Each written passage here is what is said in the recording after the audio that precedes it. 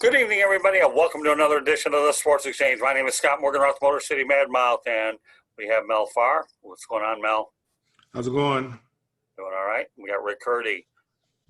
Hey, guys. How are you? All right, you ready to talk some football, among other things? Ready. Yeah, absolutely. All right, well, let's stay in your neck of the woods, Mr. Curti, and talk about Teddy Bridgewater and Matt Rule. They're doing some pretty good things for the Carolina Panthers, aren't they? Oh, absolutely. I remember people were so angry when Cam left, and they were mad at Tepper for getting rid of Ron Rivera. I was happy because it was time for a change. It was time for those two to move on. It's just time, and we needed something fresh, something new. And Matt Rule's been one of the hottest coaches in college football. He turned around Temple. He turned around Baylor for going through all these horrible sexual allegations. With Art Briles, turned them around, and he came to the pros, and people were just like, well, you know what, if we don't do good, maybe we get the number one pick and get Trevor Lawrence. And I think people were hoping they would be that bad. They're not. They're really good. Bridgewater's great. Their defense is doing great. They're the surprise team of the year right now in the NFL, and people are really excited for this new Panther squad. Yeah, they're doing it without Christian McCaffrey, too. So yeah, that's what makes it even more interesting. And Kuechly's gone, and Greg Olson's in Seattle. So they lost some very key parts to their franchise, and they're playing great. What's your take on it, Mel? Yeah, I mean, I like what they're doing. Carolina is a surprise, honestly. With Cam leaving, with the number of departures that they had, whether it be voluntarily or involuntarily, and of course with McCaffrey being hurt, it just tells you, there's some quality individuals that just need opportunities, and it's good to see somebody go through it like he has and work his way up through the ranks and eventually earn himself an opportunity to coach at the highest level. Somebody down in Dallas should take note of this, and maybe that's maybe that's a path that he should consider. I know he did it a long time ago when he did it with Jimmy Johnson, and that turned out to be pretty good for him. As a matter of fact, he's still he's still running away from the ghost of Jimmy Johnson. So I'm happy for Carolina. The folks in Carolina. Obviously, I don't really have a dog in the fight there, but it's nice to see them playing good football. All right, well, you talked about Dallas. Let's go. A great segue, Mel. Dak Prescott turning down $30 million during a pandemic.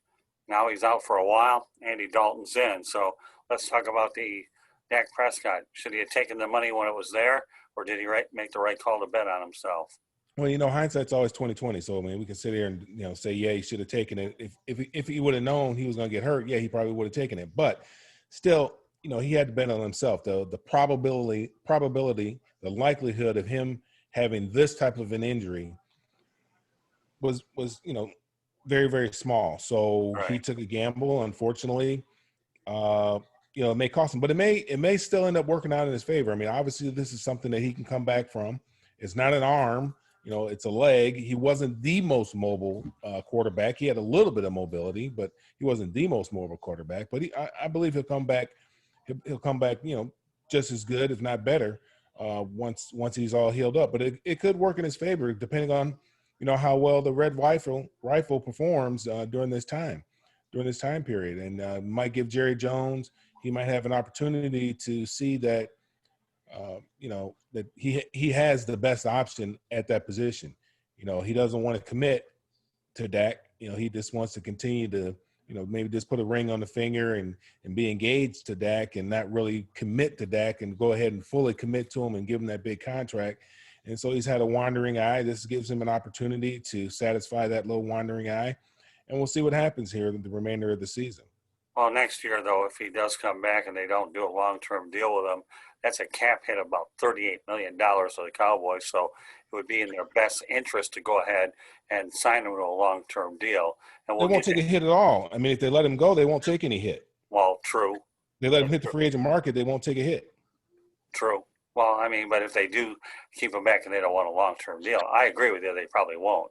But, I mean, with all due respect, it'll get expensive. The salary cap we know is going down after COVID-19. We know that. So, Right.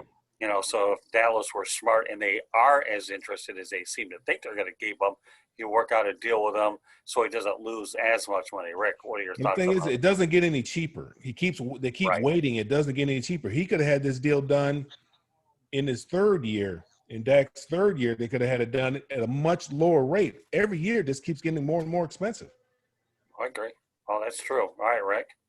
Well, I can't feel sorry for somebody that turned down $30 million multiple times. I would criticize Dak Prescott for not taking the money, and people are like, "Oh, he's worth it," and I'm like, he wants Aaron Rodgers type of money, and he wants, and Rodgers has won a ring. He's proven himself. Dak, he's not up there yet. He's not an A-list quarterback, maybe like a B, but not an A-list. But he's with Dallas, so he gets all the publicity, and he's done well.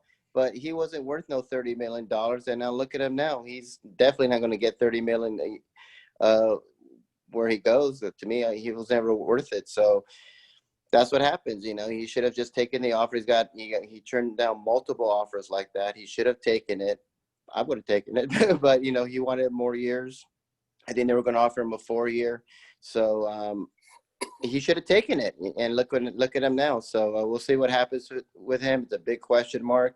Will he be the same? Will he recover? I'm sure he will be, but we'll see what the Cowboys want to do. And Jerry Jones not really in love with him, so he can always explore. I mean, they got Dalton. Thank God they got Dalton now. Oh, yeah. Maybe they could take a gamble and maybe trade for the number 1 pick and get Trevor Lawrence, or who knows what they want to do with Dak. But it's right now, things are kind of a little murky with them right now. Yeah, but you know what? You both are dancing around this, so I'm going to go ahead and make sure I put my foot on the floor here. Andy Dalton's a heck of a quarterback, and he had some success with Cincinnati with, maybe playoff teams, but they never won anything. So Jerry Jones made probably the smartest investment on the planet when he did bring in the local kid. He played at TCU, and Andy Dalton was definitely a great insurance policy for sure. And I'm really rooting for Andy Dalton to do well in Dallas. I really think he's a fine quarterback. They lucked out with him. They were very lucky to get him, and a lot of people are like, Andy Dalton, and now they're looking like geniuses right now. So I like Andy Dalton. I think it's good, and he is from Texas. He went to TCU. So he could be I don't know. I'm not going to say he could be Tom Brady and Dak Prescott's Drew Bledsoe, but I mean, anything can happen. Yeah, I wouldn't go as far as saying he's a hometown hero either. But I'll tell you what, you talk about a quarterback to me who I think is a very good, strong quarterback. I've always been an admirer of Andy Dalton, Mel.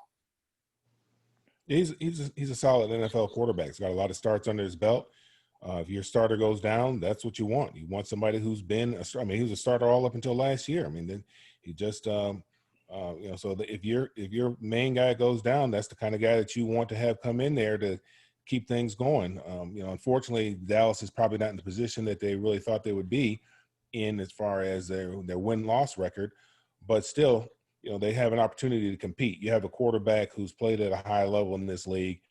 He's made the playoffs. He's made a couple Pro Bowls. So you still have a very good opportunity to salvage the season. Okay. Well, you know what? Let's say in your backyard, Mel. Dan Quinn fired, 0-5. Raheem Morris is taking over. Matt Ryan is there. You're there, Mel. What's going on in Atlanta? Well, Arthur Blank made a pretty weird kind of comment when asked about it, which I don't really kind of understand it in regards to Matt Ryan and his future here. He said that he hopes that Matt Ryan basically can continue to play at a high level. He believes he can play at a high level, continue to play at a high level, but that won't be his decision as to whether or not he continues to be an Atlanta Falcon. So he kind of muddied the water a little bit when he said that. And Matt Ryan's response was that, we rent the lockers, we don't own them. As far as the lockers in the locker room. But everybody kind of saw this coming. A lot of people wanted Dan Quinn fired last year. A lot of people wanted him fired the year before. A lot of people wanted him fired right after the Super Bowl. It's unfortunate. You hate to see it because there's a lot of dominoes. Families are involved and this, that, whatnot. There's a lot of things, but that's the nature of the business. I mean, it's a win now league. He's had an opportunity. People don't realize how much how much of an impact it was when Kyle Shanahan left. They wanted to try to keep basically the same offense in, but without the person who was calling the offense, Kyle Shanahan, and they allowed the quarterback coach to go away, to go with Kyle Shanahan too as well, if I'm not mistaken. What they should have done to keep some kind of continuity with that offensive scheme is kept somebody here who knew how to run that offense.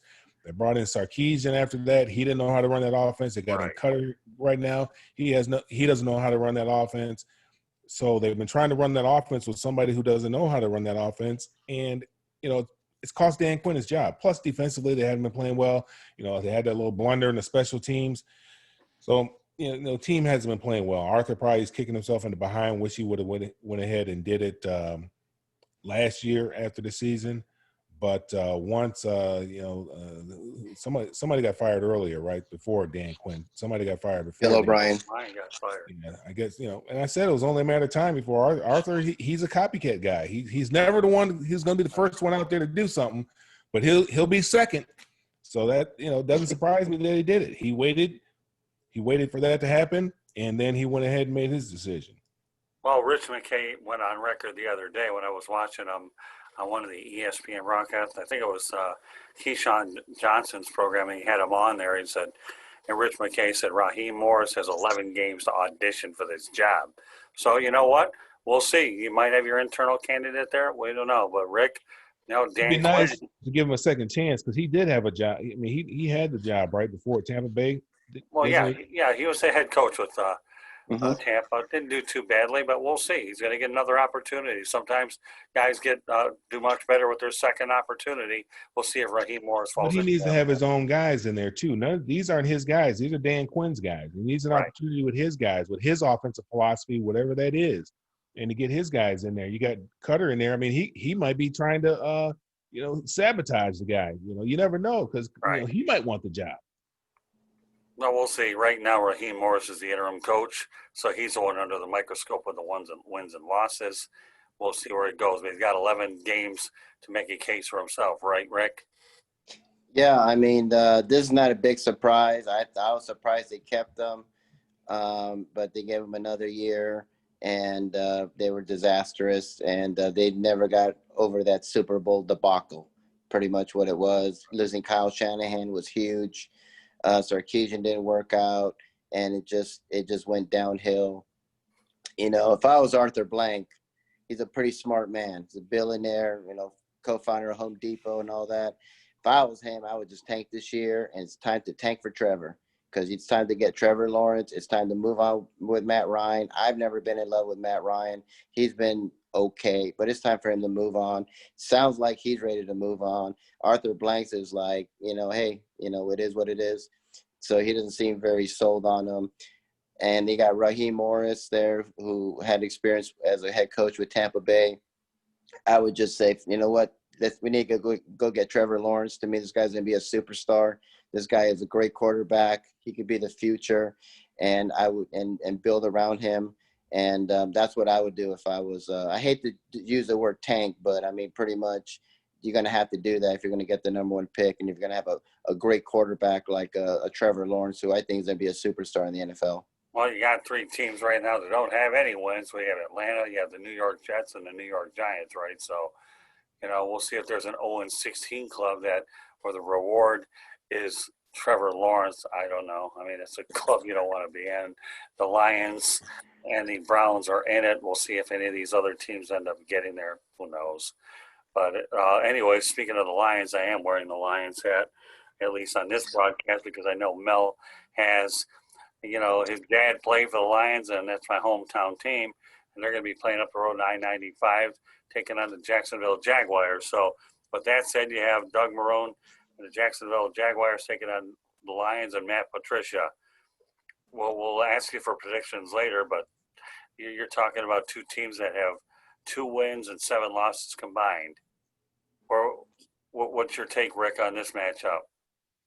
To me, this is like which coach is going to keep their job next season, because I think Doug Marrone is on that bubble, possibly getting the axe next season. I think Patricia is definitely going to be gone, especially that the Lions got new ownership. I mean, I think Jim Caldwell is another good candidate out there for any team that is interested in like Texas or Atlanta. They should look at him. That's what I would do. He's a great head coach. I don't know how you can fire a guy who went 9-7. It's not like the Lions have a great history of winning Super Bowls. So, but that was a disastrous hire from them. But I'm gonna go with Jacksonville on this. I think they're a little better team. But right now, it's kind of a coin flip. It can go either way. But I'm gonna take Jacksonville in this game. All right, Mel, what are your thoughts about the matchup? And then we'll get predictions later with the Lions and Jaguars. I mean, it'll give somebody to get an opportunity to get their second win. Obviously, both of them are sitting here with one win at the bottom of their division. Hopefully, because I am from Detroit and I would like to see the Lions do well. Hopefully, they can do something. They've been close in a couple games and just fell a little bit short. But I'd like to see the Lions do something. I still think that Patricia's job is not safe.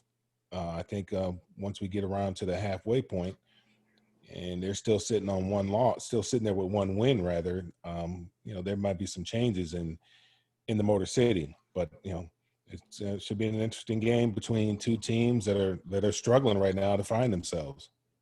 Well, the next 2 weeks should be interesting for Detroit. You have Jacksonville, of course, on Sunday, and then they're in your neck of the woods, Mel. They take on the Atlanta Falcons. So when you consider the fact that Atlanta's 0-5 and Jacksonville's 1-4, I don't know what's worse, finishing 1-3 going into the bye week, or losing potentially 2 games against opponents you should beat that could ultimately lead to the end of the road much quicker for Matt Patricia. So let's throw a couple of names out there for potential head coaches. Marvin Lewis, I don't know. Does he get another job at some point, Mel? Why not? Okay.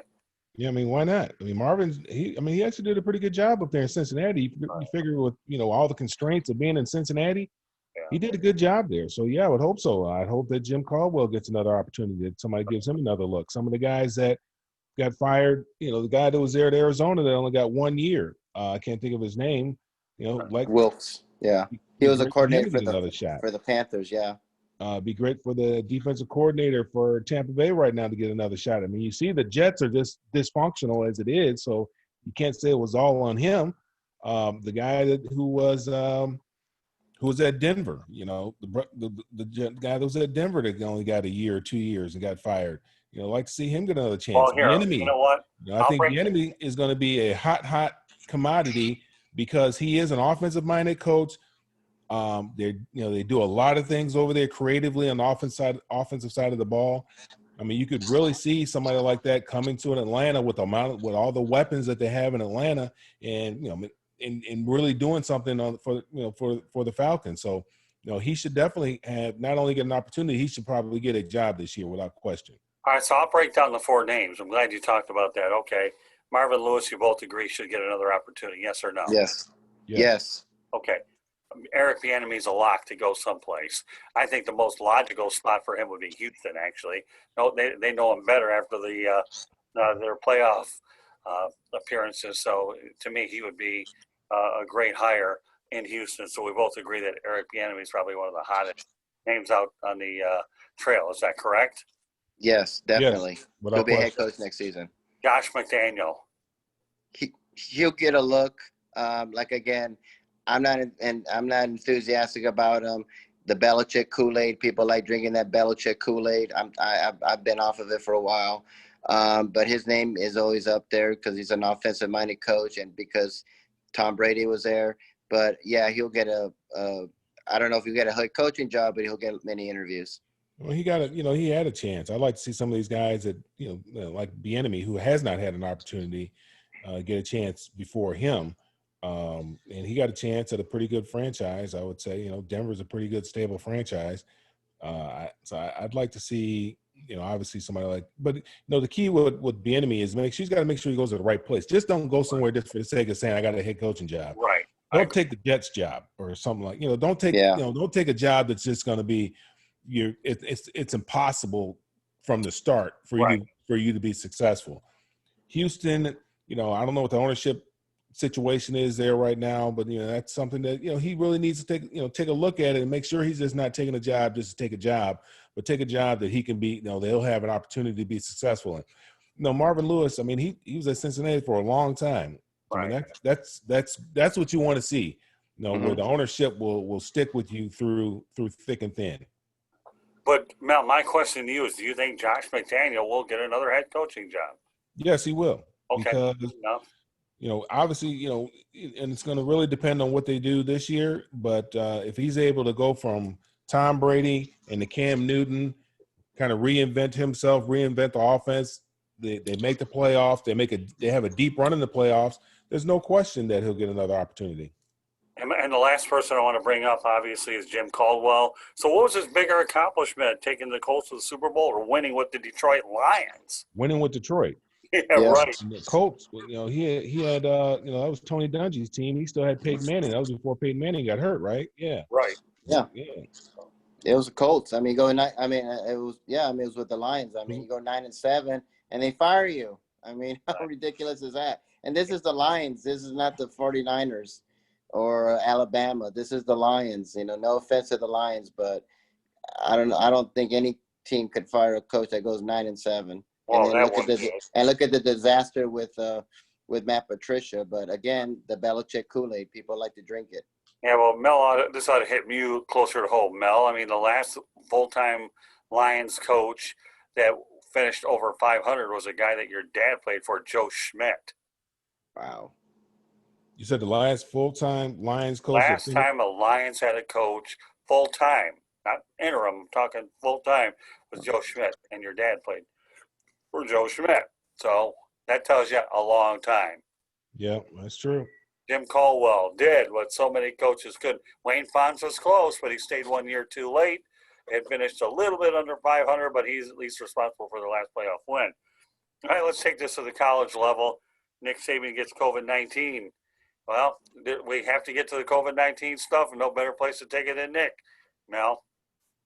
They're doing – I mean, it's inevitable. I mean, they're not in a bubble. So they're not going to be immune to this stuff. There's a lot of moving parts when you're talking about a football team.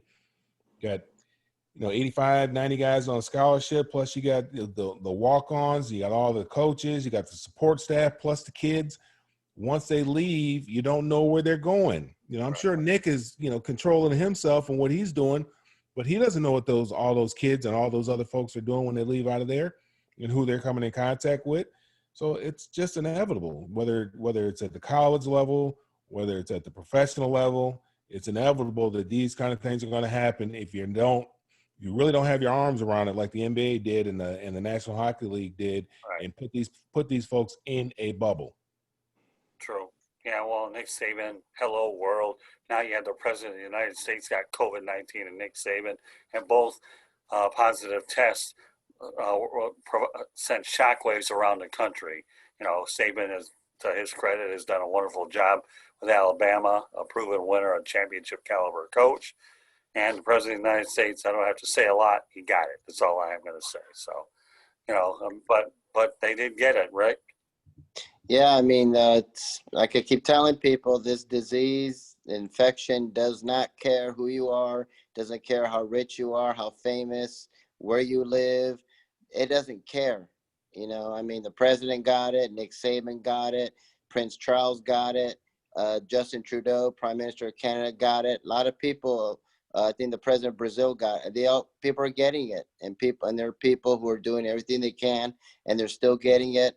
And then there's people who are careless, and it's just like, I mean, hey, we told you so. And unfortunately for Nick Saban, he's in Alabama there, and that governor there has not made a mask mandate there, and people there are just they don't enforce it. And so it's kind of like not a big surprise that it happened in Alabama or these southern states. They don't have these mandates to wear masks. Some of them just think it's silly, and you see people getting mask shamed all the time, which is unfortunate. and people have politicized this thing so much when it's not there's nothing political about this thing. And so that's the sad part about it, is that people just think that they're immune to this, that they're being arrogant about it and just say, well, it won't happen to me. But yet, you see it happening to everyone else. So it's unfortunate. And I hope Nick Saban makes a speedy recovery. He's a great head coach. And, I just hope he makes a quick recovery from this. Everybody does.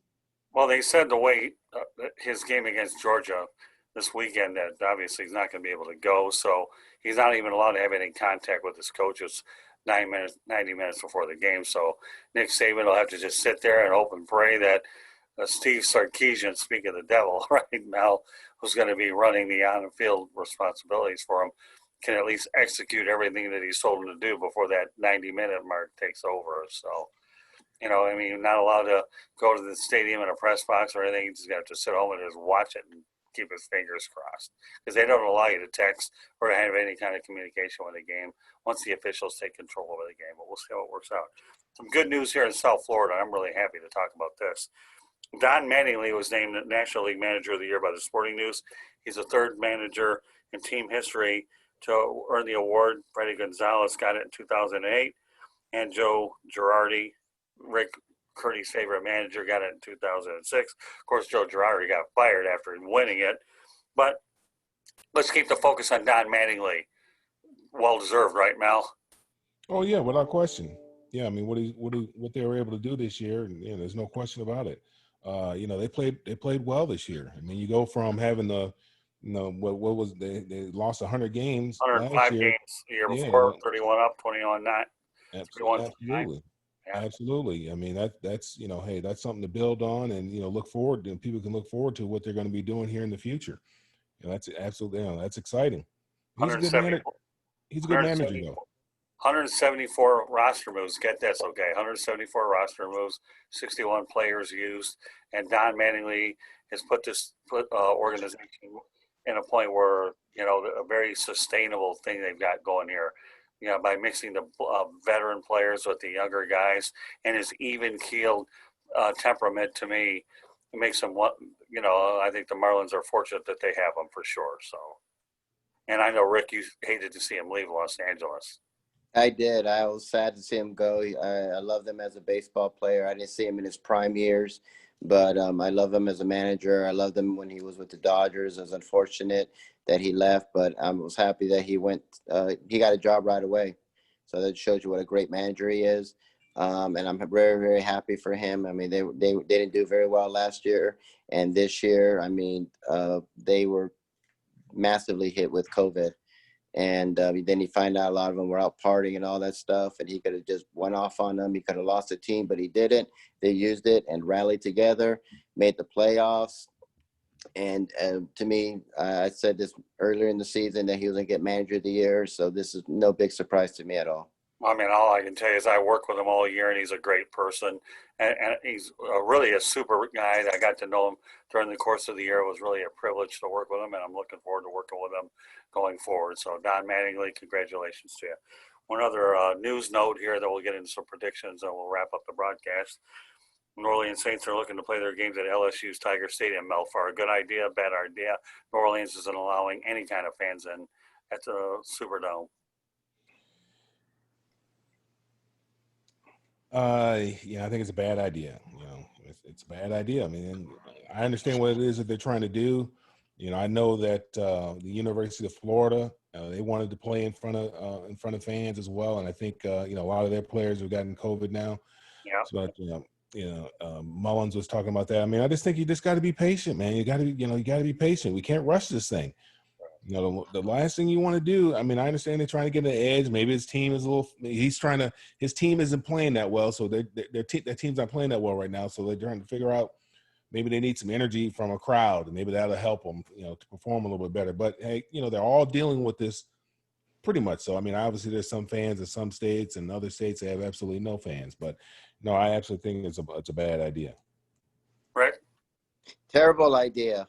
I mean, it's just shocking to see fans at a college game, just like with Texas A&M and Dan Mullen was complaining that that's why they lost over there, was because of the fans, and he wanted to have like 70,000 fans at the Florida game, and I think the governor there said, yeah, we can do something like that. So I mean, it's craziness that some of these governors are allowing like full capacity when thousands of people are dying from this disease, and people are just thinking it's a hoax, or it's not to be taken seriously. So no team should have any fans whatsoever at all. It's just dangerous. And why are you going to risk your life for a game? Just stay home and watch it on TV, for Pete's sakes. I agree. All right, we're only going to recap one game last week, and we have a good reason why we should. The Tennessee Titans beat Buffalo 42-16, but I think the big play in this game was when Derrick Henry had that big stiff arm and flattened Josh Norman. Mel, you played the running back position. Is that one of the best straight arms you've ever seen to flatten another player like he did? No, yeah, absolutely. I mean, that's embarrassing for Josh Newman. Picked him up off his feet, man. He looked like a little kid, like a little rag doll. Didn't he? Derrick Henry, if you go back and watch some of his high school film, I mean, this isn't new. I mean, that's what he's been doing. He's been doing that, whether it was in high school, college, and now he's continuing to do the same thing in the pros, because he's so much bigger than those guys. Yeah.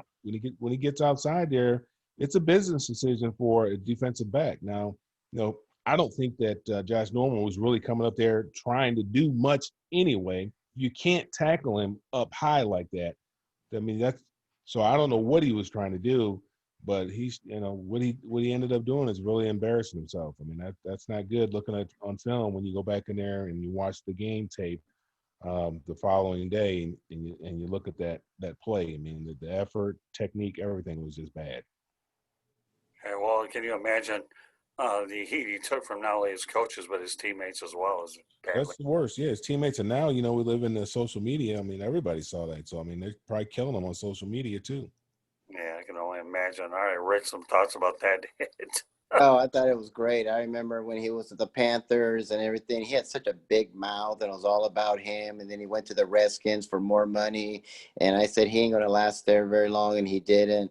And now he looked like a little kid being tossed over by Henry, who I believe is the best running back in the NFL. So I kind of giggled at it. I said, well, he's kind of like, to me, Norman was like Chad Johnson and Revis, who had these big, people want to say big personalities. To me, they had a big mouth, and sometimes hey, things like that happen to you. But don't mess with Derrick Henry. But at least he's not with the Jets, and at least he's not with the Giants, who are now a combined 0-10.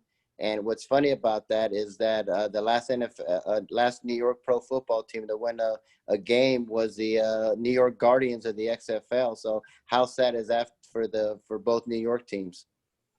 Doesn't look good, huh, Mel? No, not at all. I see that Le'Veon Bell is going to sign with the Kansas City Chiefs, so the rich keep getting richer. Yeah. All right. So now that you brought that up, what are your thoughts about Le'Veon Bell? Is that a good fit for him in Kansas City? Yeah, I think so. They like to throw the ball to the running back. He's obviously very skilled at catching the ball out of the backfield. I think he'll do well there. I mean, I don't think he should have ever left Pittsburgh. He was in a great situation there, but wasn't happy. They were going to pay him plenty of money too to stay there, but he's fine. I think he's finding out the grass isn't greener on the other side of the fence, and obviously, Pittsburgh, they don't want him back now. So I think it'll be good for him. I mean, they got a lot of backs over there.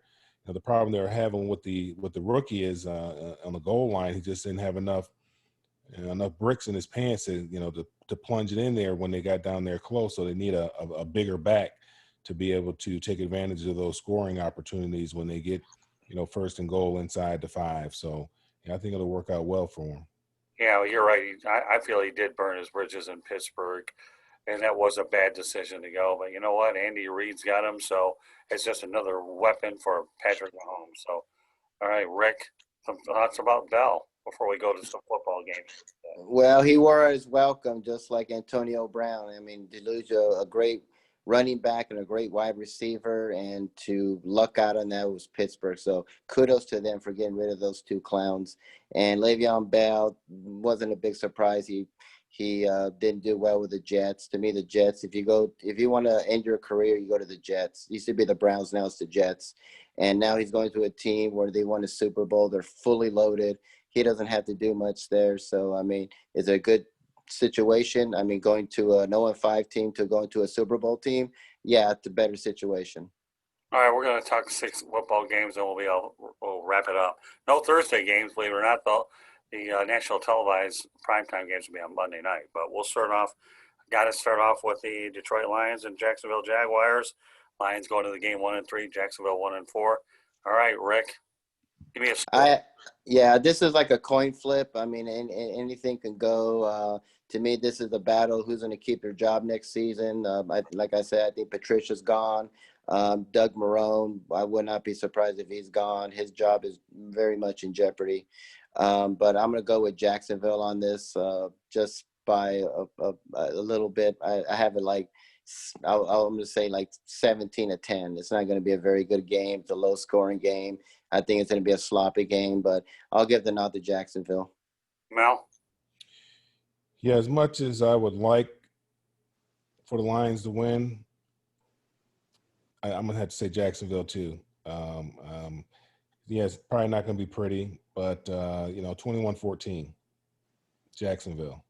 Yeah, I'm wearing a Lions hat doesn't mean I'm going to pick the Lions, just so I'm just showing the colors here. But I definitely have to admit, I do believe Jacksonville is going to win this one too. I mean, and I believe that you're looking at 21-17, 21-17, maybe 24-17. Either way, I think James Robinson will be the key for Jacksonville, the running back. So, I think it's unanimous at Jacksonville.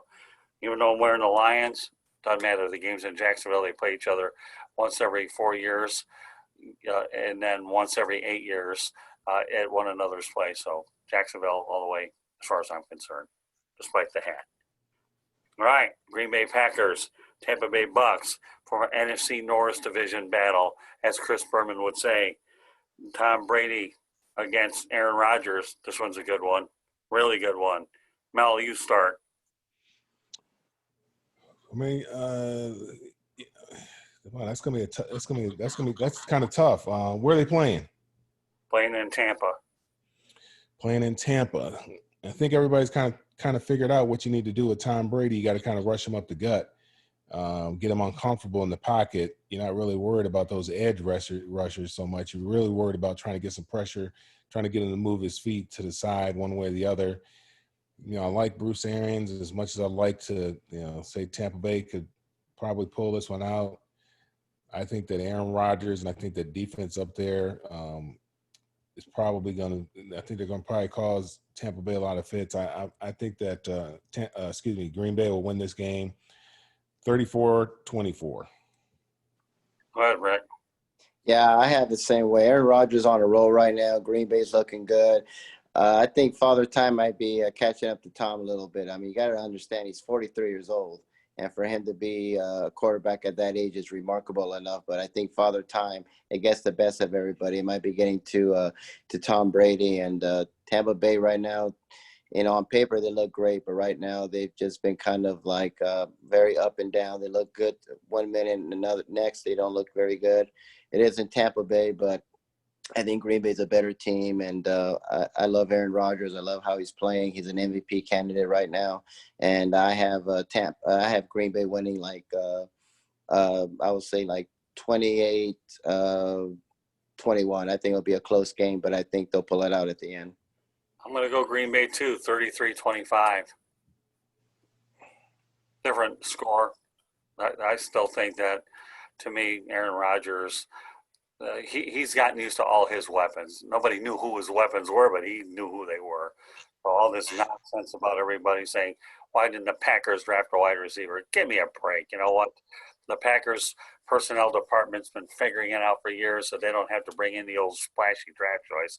And yet, this is Rodgers' second year with Matt LaFleur. So I see Green Bay improving to 5-0. We're both unanimous on these first couple. So I don't know how unanimous will be on the next one, though. Cleveland 4-1 against Pittsburgh 4-0. This is a very interesting matchup to the extent that this is the first time Cleveland has started 4-1 since Bill Belichick was there. And Myles Garrett got run out of the building last time and ended up getting suspended for the rest of the year for Cleveland. But it looks like I wouldn't be surprised to see Myles Garrett tone it down a little. I think this is going to be the best football game of the week. So, all right, Mel. Yeah, I think Chubb is still hurt. I mean, they're running the football very well. I mean, they're taking the ball out of Baker Mayfield's hands. Cleveland is, and running the football, establishing a run, playing good defense, but still, I like the Steelers. They're playing good defense as well over there. They're running the football a little bit. I can't remember. I think James Conner might be a little banged up, but I'm sure Ben, he's excited to get back and have an opportunity to play against Cleveland since he missed out on it last year. I look for. I think that Pittsburgh wins this game, 21-17. Go ahead, Rick. Yeah, I have Pittsburgh as well. I know a lot of people want to give a lot of nod to Cleveland, but not me. They're still the Cleveland Browns to me, and they started like this before red hot, and they didn't finish so hot in the second half. And I think they're going to flame out again because they're the Cleveland Browns, and I'm never going to bet against the Steelers or Roethlisberger or Mike Tomlin. Great, to me, Tomlin's just a very underrated coach. He doesn't get the respect from other people. You always want to hear him getting fired, and he's a great coach. And I love Roethlisberger, Hall of Famer, and like I said, they're the Browns. So I'm going to I'm going with Pittsburgh in this, and I have it 31-17. I don't think it's going to be close. Yeah, I like Pittsburgh too. I like 27-20 in favor of Pittsburgh. I do. Well, I don't trust Cleveland yet. Just don't. I think they're certainly an improved team, but they're not going to win in Pittsburgh. All right, we're gonna go in your backyard, Rick. You got Chicago Bears 4-1 against Carolina 3-2. This will be one of the better matchups of the weekend. So does Teddy Bridgewater get the best of Nick Foles? That is going to be a tough test for them because they have been playing so good right now with Bridgewater.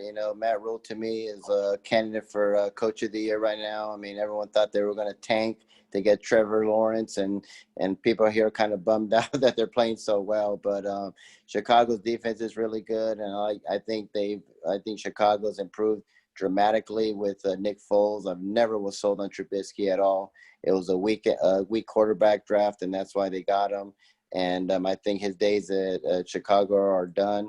But I actually do like Chicago in this. I don't think the Panthers are quite there yet, but they are an improved team. They're much better. But I like Chicago in this one, and I have it like 24. I think 24-21. I think it's going to be a close game, but I think Chicago will pull it out. What about you, Mel? I like Chicago because of their defense, and obviously they've upgraded the quarterback position. I think they've gotten better just by sitting Trubisky down. I was never a Trubisky fan, and so I think they've gotten better by sitting him down and going with Nick Foles, and because of their defense. I look at 17-10 Chicago. Yeah, I'm going to go Chicago too, but 21-17. So, okay, 2 more games to go. We'll talk about Monday night. Kansas City Chiefs against Buffalo. The game's in Buffalo. 5 o'clock start. Kansas City. All right, I'll lead off on this one. I think the Kansas City Chiefs are mad. They're really mad after losing to the Raiders the way they did. So I'm going to actually, I believe that even though the game's in Buffalo, I can definitely see Kansas City winning by 10. I'll just say 30-20. Yeah, Kansas City's mad. Buffalo's mad. You got 2 teams that are angry. 2 teams. I think that a lot of people expected a lot more from Buffalo when they played Tennessee this week, and Tennessee ended up handling, taking care of them pretty handily. So both teams are mad, but I still like Kansas City in this game as well. I think they're a little bit more upset. Like I said, something's been off to me about Patrick Mahomes for some reason. Maybe he gets his head back in the deal and he gets out there and he's the guy that we've been watching the last couple of years. But I do believe that they'll get back on the winning side of this deal. I think it'll be 34-27. Yeah, no Le'Veon Bell this week. He has to go 5 days. So first action he'll end up seeing will be not this Sunday, but after that. All right, Rick, go ahead. Yeah, I have Kansas City in this as well. I don't think Buffalo's a good team. I just don't see them being like a great team right now. And I'm not going to go against Patrick Mahomes and Andy Reid and the Chiefs. They're on a roll right now. They got Le'Veon Bell. And, yeah, they are very angry with that loss to the Las Vegas Raiders. And so I have them winning like 35, like 28. I think it'll be a shootout, but I think Patrick Mahomes gonna have a big game, and I think I have Kansas City winning this game. And the last game we're going to talk about tonight, Arizona's at Dallas. Arizona's 3-2, Dallas 2-3. You know what? Dallas could very well win this division. It's very there for the taking because there are a lot of bad teams. But all right, Mel, lead it off. Yeah, this is a tough one here. I mean, they're coming off the week when obviously they lost their quarterback. They just have not been playing very well at all. Just haven't been playing very well at all. I'm gonna go with Arizona and 27-24. Rick? Yeah, both teams have been a big disappointment. I think a lot of people expected a lot from the Cardinals, and they've just not been that good. And of course, the Cowboys, now they lost Prescott. I think their biggest issues are defense. Their defense has been horrible this season, But this is a toss up for me. I'm gonna go with Dallas because I just don't think the Cardinals are that good. I don't like Kingsbury at all, the head coach, and they're just not as good as we all thought they were. So I'm going to have them 27-17 Cowboys. Yeah, you know what? For some reason, my gut feeling tells me to go Dallas here. I'm looking forward to see how Andy Dalton, and don't forget he does have Ezekiel Elliott. He has Amari Cooper, and he has some good wideouts. And I'm going to give the Cowboys the benefit of the doubt on this. I like the Cowboys winning 27-20. There you go. Those are our 6 main games. So with that said, guys, have a great broadcast tonight. So let's go ahead and let Rick lead off. Let people know how they can go get a hold of you. Well, my website is www.charlottebats.com. I'm also on Facebook at Charlotte MLB. I also have another page on there called Charlotte Bats Baseball. I'm also on Twitter at Charlotte Bats Baseball. I'm on Instagram at Charlotte Bats. And I'm also on LinkedIn under Rick Curti, Curti, and you can contact me on any of those social media websites. And of course, I should point out, Rick does a really great job helping us promote on social media as well. We thank you very much. So, Mel, go ahead. Yeah, I can be reached on all the social media sites at Mel Farr Jr. That's Facebook, LinkedIn, Twitter, Instagram. Mel Farr Jr. Email is melfarjr@gmail.com. And our website is melfarr.org. That kind of gives you an idea of what we do here in the city of Atlanta and also in Detroit for the youth. And I got to show my blue microphone, okay, because it goes with the hat. Okay, but just so you know, okay, you can find the Sports Exchange. If you want to listen to the audio version, feel free to do so at Apple Podcasts, Spreaker, Spotify, iHeartRadio, Google Podcasts, wherever you get your podcasts. I'll go over it again. Apple Podcasts, Spreaker, Spotify, iHeartRadio, Google Podcasts, wherever you get your podcasts. In terms of getting a hold of us, you can follow us at Twitter at Tribune South. And once again, I'll repeat that Twitter note again, at Tribune South. Facebook and Instagram, South Florida Tribune. We also have our YouTube channel for which you are watching this broadcast. And by subscribing to our YouTube channel, you also have access to shows like the Sports Exchange, No Limits, 108 Stitches Baseball Talk, Real and Rare, Fantasy Football, which follows this broadcast, as well as the South Florida Tribune podcast. They have a lot of different shows with other interests in and out of the sports world. Our website is www.southfloridatribune.com. You'll find that we have a section for the Motor City Monitor, where we get a lot of Detroit content that goes to our website.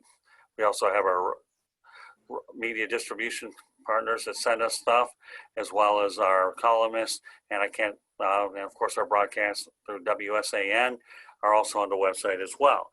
You can email us at southfloridatribune@gmail.com. Any suggestions or whatever you want us to do, we'd be more than happy to go out there. And if we get any suggestions or ideas, we'll certainly mention your name on here.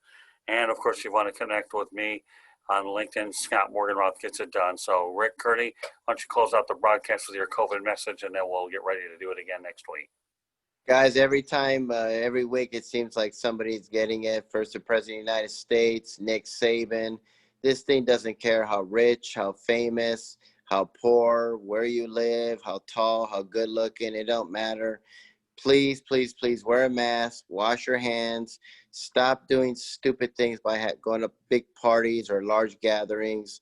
And the mask shaming needs to stop with people. People who wear masks are being mask shamed by people who think this is all a hoax and this is a joke. It is not a joke. Thousands of people are dying every single day of this pandemic, and we just need to get better. Other countries are improving, and yet we're number one. I think India and Iran are like next to us, which is sad, but we're leading in all this, and we have just been very, very poor and very bad at this. Just please, please, please think of others and wear a mask.